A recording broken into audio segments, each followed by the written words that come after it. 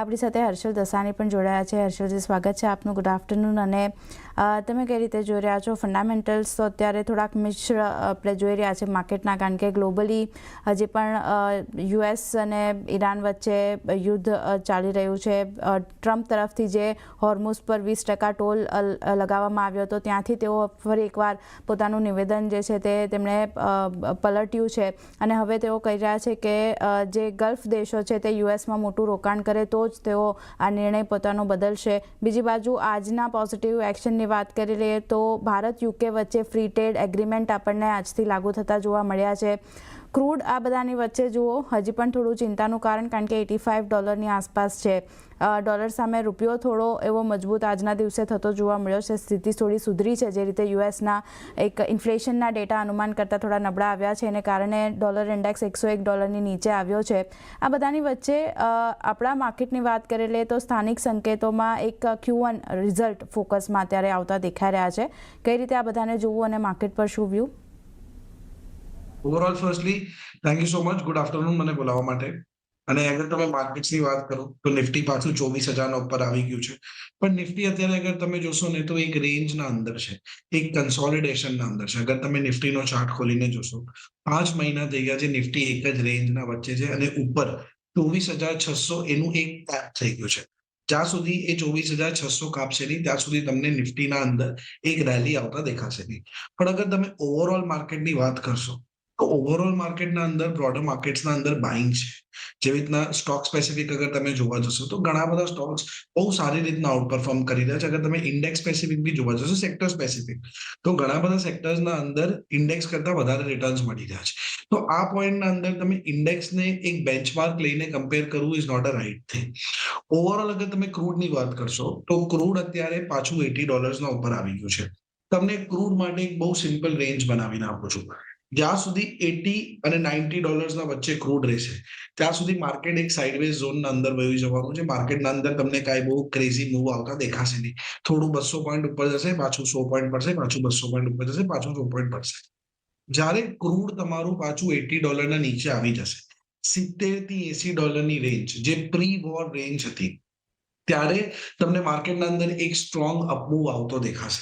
અને સિમિલરલી અગર ક્રૂડ $90 ઉપરની સાઈડ પર કટ કરી નાખે છે તો તમને નિફ્ટી 24,000 નીચે સ્લિપ થતું દેખાશે. સો ઓવરઓલ $80 to $90 વચ્ચે નિફ્ટી કન્સોલિડેશનમાં છે. $80 નીચે તમને માર્કેટમાં એક રેલી આવતી દેખાશે અને $90 ઉપર તમને માર્કેટના અંદર એક ફોલ આવતો દેખાશે. હવે ઓવરઓલ અગર તમે આની વાત કરશો ક્રૂડ ઓઇલની, મારું પર્સનલ ઓપિનિયન છે કે ક્રૂડ ઓઇલ હવે સેલ ઓન રાઇઝ થઈ ગયું છે. એટલે કોઈ બી ટ્રમ્પની નાની ટ્વીટ આવે એના અંદર ક્રૂડના અંદર સ્પાઇક આવી જાય છે, પણ overall it is getting sold in the next entire week. તો મારા હિસાબથી ક્રૂડ અત્યારે સેલ ઓન રાઇઝ છે. જરાક વધશે પાછું પડી જશે, જરાક વધશે પાછું પડી જશે. ઓવરઓલ ટ્રેન્ડ ડાઉન છે.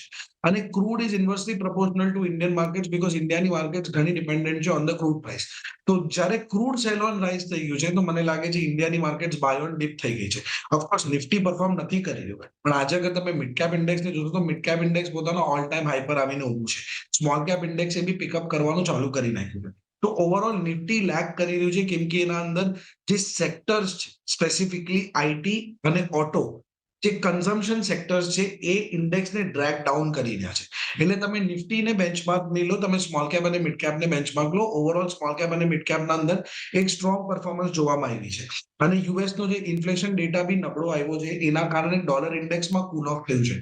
જ્યારે ડોલર ઇન્ડેક્સ કૂલ ઓફ થાય એનો મતલબ છે કે દુનિયાના અંદર જે ઇમર્જિંગ માર્કેટ છે એના અંદર એક લિક્વિડિટીનો ફ્લો આવવાનો છે. કરેક્ટ. હવે અત્યારે એ લિક્વિડિટીનો ફ્લો આવવાનો છે ઇમર્જિંગ માર્કેટ્સમાં. ઇમર્જિંગ માર્કેટમાં પહેલા સૌથી મોટો કન્ટેન્ડર સિર્ફ ઇન્ડિયા હોતો હતો, કેમ કે ઇન્ડિયા પાસે બહુ ડાયવર્સ સેક્ટર્સ હતા એ ટાઈમ પર. પણ અત્યારે ઇન્ડિયા સાથે રેસના અંદર કોરિયા, તાઇવાન, જાપાન, ચાઇના આરે ઉભા છે. અને અત્યારે એફઆઈઆઈ ના ફેવરિટ પાર્કિંગ સ્પોટ ડેસ્ટિનેશન એ બની ગયા છે, કેમ કે એ લોકો પાસે એઆઈ અને સેમિકન્ડક્ટર્સની કંપની છે, જે આ સ્ટ્રક્ચરલ બુલરનનો થીમ છે. અને ઇન્ડિયા પાસે નથી. તો ઓવરઓલ તમે જોશો તો હમણાં લાસ્ટ એકાદ મહિનાના અંદર, અગર જુલાઈ મહિનામાં જોશો તો એફઆઈઆઈ બી થોડા થોડા પૈસા ઇન્ડિયાના અંદર આવવા માંડ્યા છે. એવું નથી કે હવે એ લોકો ઉઠીને રોજ સવારે 5,000 કરોડનો માલ વેચીને વયા જાય છે. તો મારું એવું માનવું છે કે at this point of time હવે આપણે આપણા લોવેસ્ટ સેચ્યુરેશન પોઈન્ટ પર આવી ગયા છે. જે મૂવ આવવાનો હતો, જે ડાઉનફોલનો મૂવ આવવાનો હતો, એ પતી ગયો છે. ઇન્ડિયન માર્કેટ એક સાઇડવેઝ કન્સોલિડેશન અંદર છે. આપણને અત્યારે બે પોઝિટિવ ટ્રિગર્સ જોઈએ છે. આ માર્કેટને ઓલ ટાઈમ હાઈ કટ કરવા માટે બે જ પોઝિટિવ ટ્રિગર્સ છે. એક તો ઇન્ડિયા યુએસની ટ્રેડ ડીલના અંદર આપણને એક પોઝિટિવ ન્યૂઝ, બીકોઝ જેવી ઇન્ડિયા યુએસની ટ્રેડ ડીલની પોઝિટિવ ન્યૂઝ આવી, તમારું યુએસડી આઈએનઆર સીધું કુલ ડાઉન થઈ જશે. અને સેકન્ડ, આ ઈરાન ઇઝરાયલ વોરના કારણે જે ક્રૂડના અંદર અનસર્ટેનિટી છે, એ ખતમ થવી જોઈએ. બીકોઝ માર્કેટને છે ને નેગેટિવ ન્યૂઝથી પ્રોબ્લેમ નથી, માર્કેટને અનસર્ટેનિટીથી પ્રોબ્લેમ છે. અને જ્યાં સુધી અનસર્ટેનિટી રહેશે ત્યાં સુધી તમને માર્કેટના અંદર વોલેટિલિટી રહેશે. જે ઓવરઓલ કાઉન્ટરની વાત કરી લઈએ હર્ષલજી, ફાર્મા સેક્ટર છે. આજે જુઓ આમાં સન ફાર્મા, ડૉક્ટર રેડ્ડીઝ જેવા કાઉન્ટર છે. બાયોકોનમાં એક ફોકસ આપણને બનતું દેખાઈ રહ્યું છે. બાયોકોનમાં ફોકસ એટલા માટે કારણ કે બ્લોકડેલમાં જે ખરીદદારો છે એના નામ આપણને સામે આવતા જોવા મળ્યા છે. ડિવિઝ લેબમાં એક ફોલોઅપ એક્શન આપણને આવતું દેખાઈ રહ્યું છે. પાઇપલાઇન પેટાઇડની ઘણી સ્ટ્રોંગ અહીંયા બનતી દેખાઈ રહી છે, એટલે ડિવિઝમાં એક ફોકસ છે. સન ફાર્મા અહીંયા પણ એક સારું ખરીદારી સાથેનું કામકાજ આપણને આવતું જોવા મળ્યું છે અને નવા શિખર પર પણ કામકાજ સન ફાર્મામાં આપણને થતું જોવા મળ્યું હતું. ઓવરઓલ આ સ્પેસની વાત કરી લઈએ તો જ્યારે બ્રોડર માર્કેટના વેલ્યુએશન ઘણા સ્ટ્રેચ થતા હોય છે ત્યારે આ એક સેક્ટર એવું હોય છે જે ડિફેન્સિવ સેક્ટર અને ડિફેન્સિવ સ્પેસ ગણવામાં આવે છે. અને અત્યારે તમે કઈ રીતે ધ્યાન રાખી રહ્યા છો ફાર્મા સ્પેસ માટે?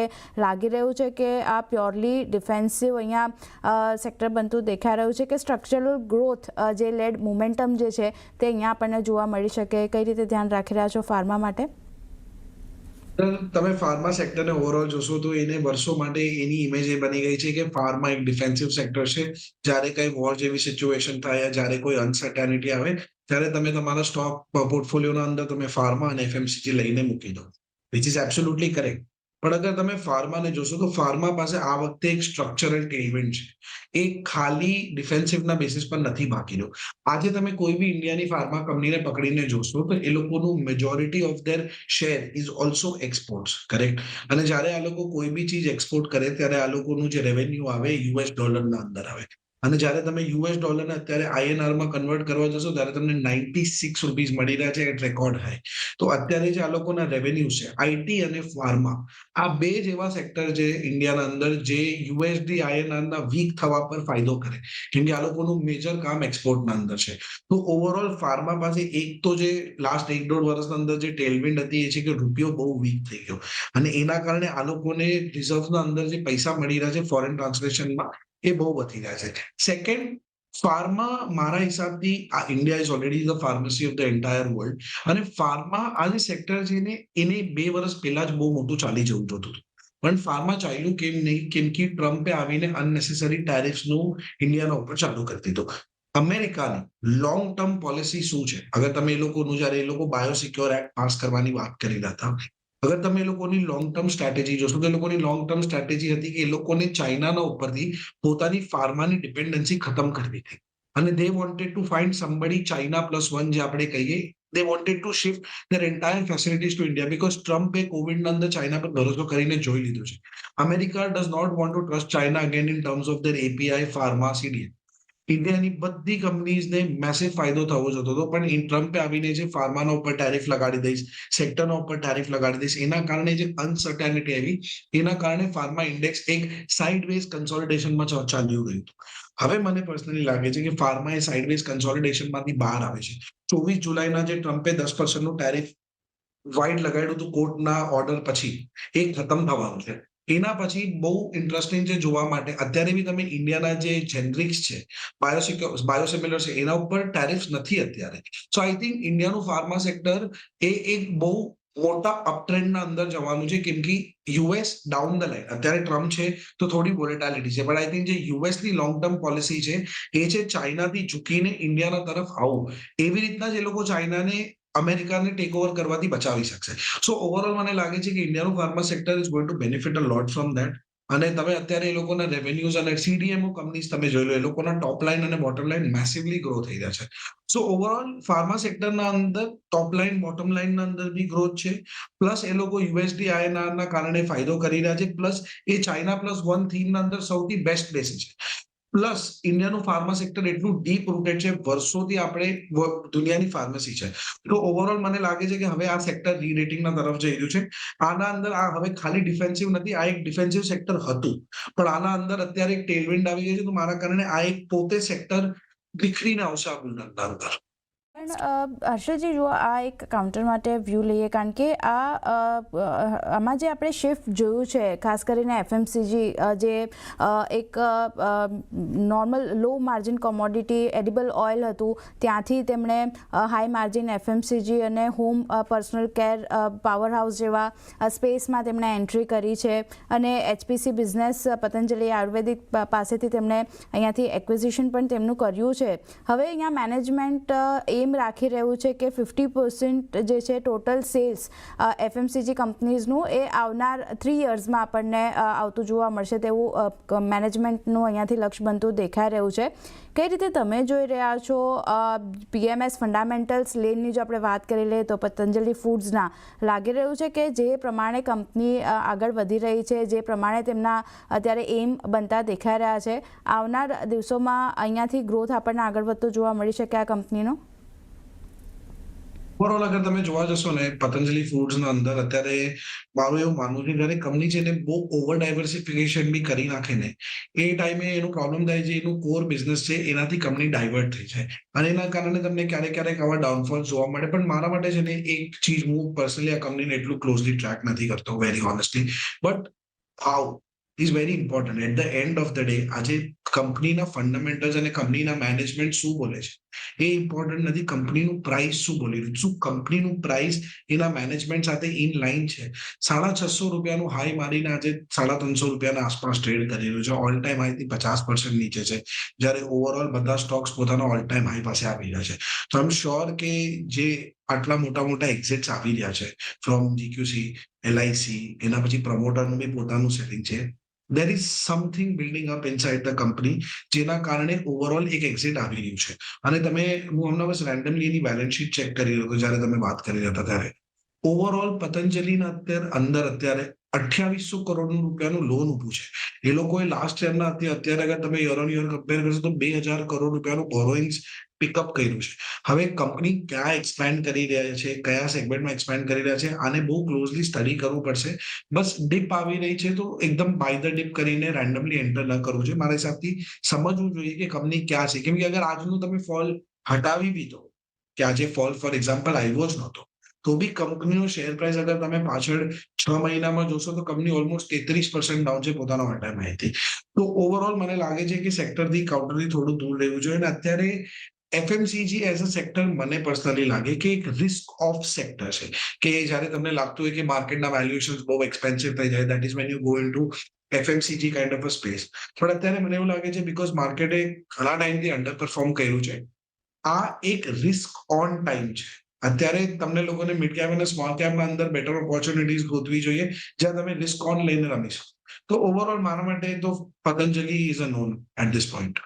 પણ ઓવરઓલ મેટલ સ્પેસ માટે એક વ્યૂ લેવો છે હર્ષલજી, કારણ કે આજે અહીંયા ઓલમોસ્ટ નિફ્ટી મેટલ ઇન્ડેક્સમાં 1% આસપાસની આપણે વેચવાલી જોઈ રહ્યા છે. અને ઇન્ડિયન સ્ટીલ અને બેઝ મેટલ્સ કંપનીની જો આપણે વાત કરી લઈએ તો ઘણા બધા ડોમેસ્ટિક કેપિટલ એક્સપેન્ડિચરના કારણે અહીંયા એક સપોર્ટ તેમને મળતો જોવા મળ્યો હતો, બેનિફિટ જે છે તે મળતો જોવા મળ્યો હતો. પણ જે રીતે ગ્લોબલી આપણે જોઈ રહ્યા છે કે ચાઇનાની ઇકોનોમીમાં જે રિકવરી આવતી દેખાઈ રહી છે, એનો અસર પણ બેઝ મેટલ્સ પર અને એમની કિંમતો પર આપણને આવતું જોવા મળ્યું છે. કઈ રીતે તમે જોઈ રહ્યા છો જે બેલેન્સ થઈ રહ્યું છે ડોમેસ્ટિક ડિમાન્ડ સાથે જે વીક ગ્લોબલ કોમોડિટી પ્રાઇઝિંગ આપણને અહીંયા બનતું દેખાઈ રહ્યું છે, આ બધાને કઈ રીતે ધ્યાન રાખવું અને ભારતીય મેટલ કંપનીઓ માટે કેટલું અસરકારક અને ક્યાં ફોકસ કરવું? મેટલ અગર તમે જોવા જશો તો metal has been one of the sectors જેના ઉપર હું ઘણા ટાઈમથી બોલીશ છું. અને મેટલ સ્ટોક્સ એ લાસ્ટ તમે 1-1.5 વર્ષના અંદર અગર જોશો તો માર્કેટને બી આઉટ પરફોર્મ કર્યું છે. આજે બી મેટલ ઇન્ડેક્સના અંદર ઘણી બધી સેલિંગ આવી છે, પણ ઓવરઓલ અગર તમે નિફ્ટી મિડ કેપ અને સ્મોલ કેપના કમ્પેરિઝનમાં એને જોશો તો મેટલ ઇન્ડેક્સે લાસ્ટ 1 વર્ષમાં આઉટ પરફોર્મ કર્યું છે. હવે તમને સમજવું પડશે કે મેટલ ઇન્ડેક્સના અંદર ફોલ કેમ આવ્યો છે. મેટલ ઇન્ડેક્સના અંદર ફોલ આવ્યો છે કેમ કે લોકોને ડર છે કે જે ક્રૂડ ઓઇલ સ્પાઇક થયું છે, જેના કારણે ઇન્ફ્લેશન સ્પાઇક થયું છે, એના કારણે ફેડ આવીને કાલે રેટ હાઇક કરી નાખશે. જે ફેડ રેટ કટના સ્પ્રી પર હતું એ લોકોને ડર છે કે રેટ હાઈક ના કરી નાખે. હવે આ ડરના કારણે જેવું રેટ હાઈક થાય એટલે સૌથી પહેલા મેટલ્સને નીચે મારે. તમે ગોલ્ડ અને સિલ્વરના અંદર બી સેલિંગ આવતી જોઈ હશે. પણ ઓવરઓલ મને એવું લાગે છે કે અત્યારે metals are a proxy to power. કેમ કે આજે તમે કોઈ બી કેબલ્સ બનાવો, આજે કોઈ બી પાવર ઇક્વિપમેન્ટ બનાવો, એના અંદર તમને કોપર, એલ્યુમિનિયમ, સિલ્વર આ બધું લાગવાનું જ છે. અને ઓવરઓલ મને લાગે છે કે જે અત્યારે આપણે એઆઈ બૂમના અંદર છે, ઓવરઓલ આની ડિમાન્ડ વધવાની છે. જો સ્ટીલ કંપનીને હું પર્સનલી એટલું એના પર હું બુલિશ નથી. હું નોન ફેરસ મેટલ્સને વધારે ક્લોઝલી ટ્રેક કરું છું અને મને એના અંદર વધારે બેટર અન્ડરસ્ટેન્ડિંગ લાગી રહી છે અત્યારે માર્કેટની. Because at this point of time જે મેટલ્સની ડિમાન્ડ છે ઓવરઓલ એ વધવાની છે because of the AI adoption coming in. કેમ કે અત્યારે અગર તમે જશો તો ગ્લોબલી બહુ મોટું કેપેક્સ થઈ રહ્યું છે. તમને અગર હું મેથેમેટિકલ ફિગર્સમાં સમજાવવાની ટ્રાય કરું તો FY24 ના અંદર જે હાઇપર સ્કેલર્સ હોય, બેસિકલી જે ચિપ મેન્યુફેક્ચરિંગ કંપનીઝ હોય, હાઇપર સ્કેલર્સ ઇન યુએસ, એ લોકોએ $200 બિલિયન કેપેક્સ કર્યું 2024માં. 2025માં એ ડબલ થઈને $400 બિલિયન થઈ ગયું. 2026 નું એસ્ટિમેટેડ છે $725 બિલિયન. એટલે લાસ્ટ યરથી પાછું ડબલ. અને by the end of next year આપણે એક્સપેક્ટેડ છે કે આપણે $1 ટ્રિલિયન આસપાસ કેપેક્સ કરશું. આ બધી કંપનીઝ પોતાની નેટવર્કથી મોટું કેપેક્સ કરી રહી છે ડેટા સેન્ટર્સના અંદર, વાયર્સના અંદર. અને આ બધાનું બેસિક કોર રો મટીરિયલ છે તમારું મેટલ્સ. હવે તમે કોપર અને સિલ્વરની જે માઇન્સ છે એ તો at the end of the day limited છે. તમે એડિશનલ તો કોપર અને સિલ્વરની માઇન્સ ગોતી નહીં શકો. જે સપ્લાય છે એ લિમિટેડ છે, પણ એની ડિમાન્ડ છે એ કોન્સ્ટન્ટ અપટેક પર છે. તો તમે અત્યારે જે બેઝ મેટલના પ્રાઇસીસ જોશો, બેઝ મેટલના પ્રાઇસીસ હમણાં થોડા કૂલ ઓફ થયા છે બીકોઝ ઓફ ફેડનો ડર છે. પણ ઓવરઓલ અગર તમે જોશો તો એ કોઈ બી કમોડિટી હોય યા કોઈ બી એક અસેટ હોય, એનું પ્રાઇસ કયા બેસિસ પર ચાલે? ડિમાન્ડ અને સપ્લાય. જ્યારે ડિમાન્ડ સપ્લાયથી વધારે છે એનો પ્રાઇસ ઉપર જશે, અને જ્યારે સપ્લાય ડિમાન્ડથી વધારે છે ત્યારે એનો પ્રાઇસ નીચે જશે. ત્યારે we are in a phase where the demand of metals is way more than the supply of metals. તો મને અત્યારે લાગી રહ્યું છે કે મેટલ્સના પ્રાઇસીસ બહુ સારા આ વર્ષમાં પરફોર્મ કરવા જોઈએ. અને ઓવરઓલ જે ઇન્ડિયાની મેટલ કંપનીઝ છે એના પર હું ઘણું બુલિશ છું. જે પરિણામો આપણને આવતા દેખાયા છે એની થોડી ઘણી ચર્ચા કરવી છે ને એમાંથી એક આઈસીઆઈસીઆઈ પ્રુડેન્શિયલના પરિણામો પર ચર્ચા કરવી છે હર્ષલજી તમારી સાથે. કારણ કે જુઓ, લાઈફ ઇન્સ્યોરન્સ કંપનીઓના પરિણામ અત્યારે આવવાના શરૂ થયા છે. પ્રેસિડેન્ટ અહીંયાથી સારો આજના દિવસે શરૂ થયો છે કે જ્યારે એક સારા પરિણામો આપણે જોઈ રહ્યા છીએ. આજના દિવસમાં HDFC લાઈફના પણ થોડી વારમાં પરિણામો આવશે. ઓવરઓલ કઈ રીતે આ પરિણામોને જોઈ રહ્યા છો આઈસીઆઈસીઆઈ પ્રુડેન્શિયલ લાઈફના, અને જે તેજી આજના દિવસે બની રહી છે, શું મત આપનો? તમે આઈસીઆઈસીઆઈ પ્રુડેન્શિયલનું હમણાં જ હું ચાર્ટ જોઈ રહ્યો હતો વાત કરવા પહેલા. આઈસીઆઈસીઆઈ પ્રુડેન્શિયલ ₹300 પર આવ્યું હતું આઈપીઓમાં 2016માં, અને આજે આઈ થિંક 2026 છે. 10 વર્ષ થઈ ગયા છે, ₹524 પર છે. ટોટલ રિટર્ન અત્યારે અગર તમે જોવા જશો તો 5 વર્ષના અંદર 70%, 10 વર્ષના અંદર 70% નું રિટર્ન છે. અગર હું સિમ્પલ ઇન્ટરેસ્ટ બેસિસ પર કેલ્ક્યુલેટ કરું તો એ લગભગ 7% નું રિટર્ન આપ્યું છે હર વર્ષે. અગર હું CAGR બેસિસ પર કેલ્ક્યુલેટ કરીશ તો આઈ થિંક FD ઇન્ટરેસ્ટ કરતા બી ઓછું છે. સો ઓવરઓલ મને અત્યારે લાગે છે કે આ ઇન્સ્યોરન્સ કંપનીઝ જે છે એના અંદર કોઈ બહુ એક મેસિવ કોઈ સ્ટ્રક્ચરલ ટેલમેન્ટ આવવાની નથી, કોઈ ગવર્મેન્ટ પોલિસીઝ આવવાની નથી. અને અત્યારે જે મને લાગે છે પર્સનલી, જે લોકોનું એક, આપણે જે પાછળના જમાનામાં હતા જ્યારે આપણે માનતા કે મારા બેંકના અંદર અગર અત્યારે 10 લાખ રૂપિયા છે તો મારી સેવિંગ્સ બહુ સ્ટ્રોંગ છે. આપણે FD કલ્ચરનું જે આપણું હતું એનાથી આપણે ઇક્વિટી કલ્ચરના તરફ આવી રહ્યા છે. પહેલા લોકોને એટલું અન્ડરસ્ટેન્ડિંગ નહોતું સ્ટોક માર્કેટના બારામાં, એટલું ક્લિયર અન્ડરસ્ટેન્ડિંગ નહોતું. એટલે પબ્લિક નોર્મલ પ્રોડક્ટ્સ જેવી રીતના તમારું મ્યુચ્યુઅલ ફંડ થઈ ગયું, તમારું ઇન્સ્યોરન્સ થઈ ગયું, આના થ્રુ ઇન્વેસ્ટ કરવાની ટ્રાય કરતું, એક સિક્યોરિટી કરવાની ટ્રાય કરતી. પણ ઓવરઓલ અત્યારે હવે મને લાગે છે કે people have reach that phase જેના અંદર એ લોકો પોતે જ they are taking care of the finances.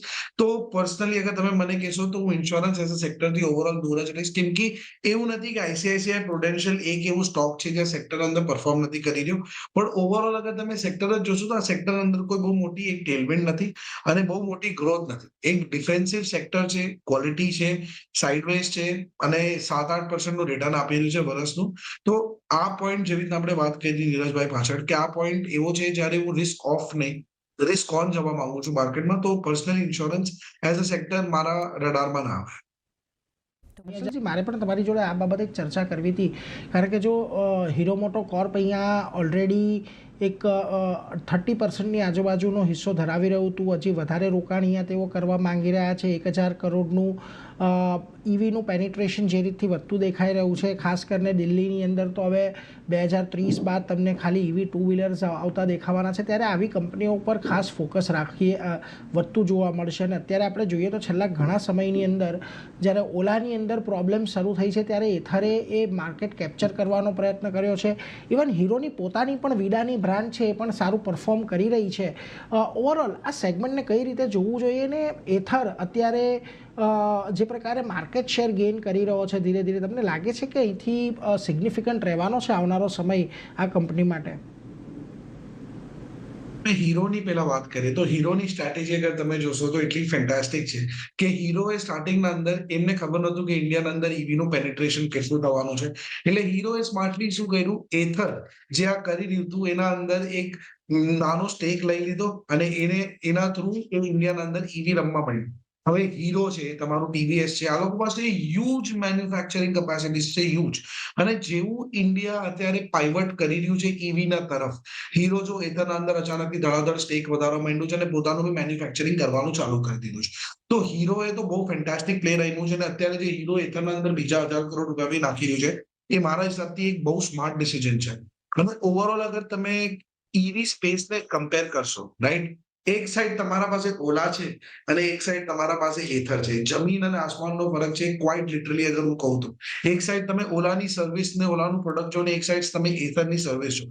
અને એથર માટે સૌથી વધારે બેનિફિશિયલ ખબર છે આ ટાઈમે શું થઈ ગયું છે, ઓલાનું અંડર પરફોર્મન્સ. જે હિસાબથી ઓલાના ઉપર હમણાં પાછળ ઓલું એકદમ ગરમી આવી ગઈ હતી કે ઓલાની બધી બાઇક્સ બરાબર ચાલી નથી રહી, એનું સર્વિસિંગ ખરાબ છે, એના કારણે લોકોનું જે વેવ આવ્યું છે એથરના તરફ, એનામાં એથરે મેસિવ ફાયદો કર્યો છે. અને તમે એથરનો સ્ટોક પ્રાઇસ જો અને ઓલાનો સ્ટોક પ્રાઇસ જો, ઓલાનો સ્ટોક પ્રાઇસ સીધો સ્ટ્રેટ ડાઉનફોલ છે અને એથરનો સ્ટોક પ્રાઇસ સીધો સ્ટ્રેટ અપરાઇસ છે.